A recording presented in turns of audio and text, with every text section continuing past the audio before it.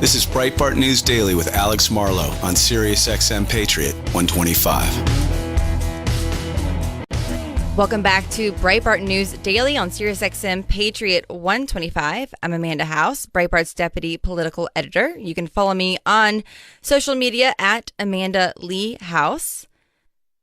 Alex Marlowe, my boss, is out of town today, so I'm filling in. Matt Boyle and I will be filling in for, I think, the rest of this week. So I'm glad you guys are still tuning in with us. Give me a call, 866-957-2874.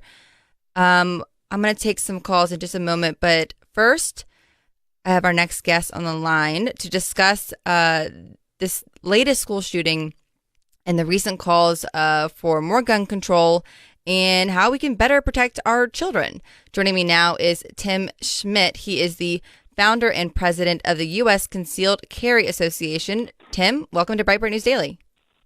Hey, good morning, Amanda. It's great to be here. I appreciate you putting me on the show today. Absolutely. So do you think that this conversation that we keep having, we keep having incidents and they keep being, obviously covered on the news and whatnot, and then it sparks a conversation about the need for new gun control or whatever. Do you think that this sort of fear-mongering or whatnot with our media and whatnot is going to lead to anything effective that's actually going to help keep our children or our society safe?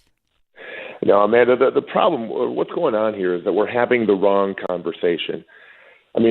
Our kids deserve a better line of first line of defense. And getting rid of these ridiculous gun-free zones, which, of course, there truly aren't gun-free zones because essentially all that means is that the good guys won't have guns. That would be a first step in the right direction. So, this last shooting in Texas, all the talk was, the police were there in 4 minutes and how great that was. But you know what? Can you imagine how long 4 minutes actually is when someone's shooting at you?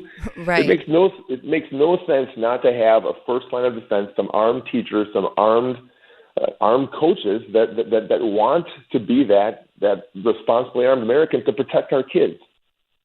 Yeah.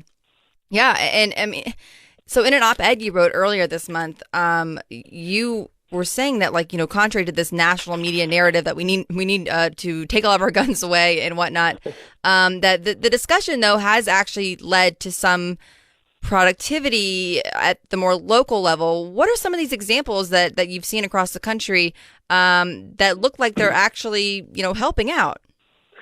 Yeah. So the best thing about the responsibly armed American is the powerful deterrent effect, right? So the reason that all of these shootings happen at schools or in churches or in movie theaters, the one thing in common is that they all have the ridiculous signs put up that says, "Hey, there's no crime is allowed here. No one can have guns on these premises." Which of course, hey, newsflash, it's already illegal to shoot people that aren't trying to attack you. So the best traction that's occurring across the country are when a small percentage of teachers or administrators, I'm talking just 3 to 4 to 5%, that's all it takes. And now you'll have that powerful deterrent effect. You take down the ridiculous signs that say no guns here, and now these perpetrators, these criminals, they'll know that, hey, if I'm going to launch an attack on this school, I'm going to get shot right away, so therefore I'm not going to do it. Yeah, and what you're describing, these are the soft targets, the anti-gun safe spaces with a large number of unarmed people. Of course, this is where people are going to go if they're crazy and want to shoot people. Talk to me about how this isn't just about our Second Amendment, Tim. This is about all of our rights. As soon as we let the left take away our guns, take away our Second Amendment, how much longer do we expect the First Amendment to last? It won't last very long, Amanda. So the bottom line here, this isn't about gun control, it's about control. And the bottom line is that free people have the ability to defend themselves and defend their freedom. And once you take that away, once you take the right of people to be able to defend themselves, to be able to defend their freedom, they're no longer free. And you're right, every other single right will quickly evaporate. and we'll essentially, we'll be a socialist country, and we'll be just a bunch of sheep being told what to do. Yeah. Where can people go? I've had many people call and email me after any of these incidences, asking, how can we stop the left? They're going to take away our guns, blah, blah, blah, blah. I mean, what can people do to get involved and to fight back and just to just, put, draw a line in the sand and say, no, we need to stop having this conversation because it's not going to happen?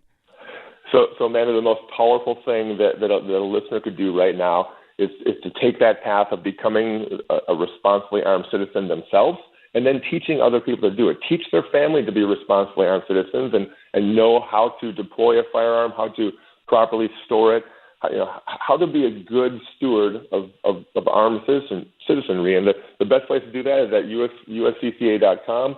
We have all sorts of free information that will take people down that path no matter where they're at. Tim, thank you so much for calling into Breitbart News Daily. I really appreciate you taking the time. Good to hear from you. My pleasure. Take care. Have a good day. Thank you again, folks. That was Tim Schmidt. He is the founder and president of U.S. Concealed Carry Association. Let's head back to the caller board. Let's go to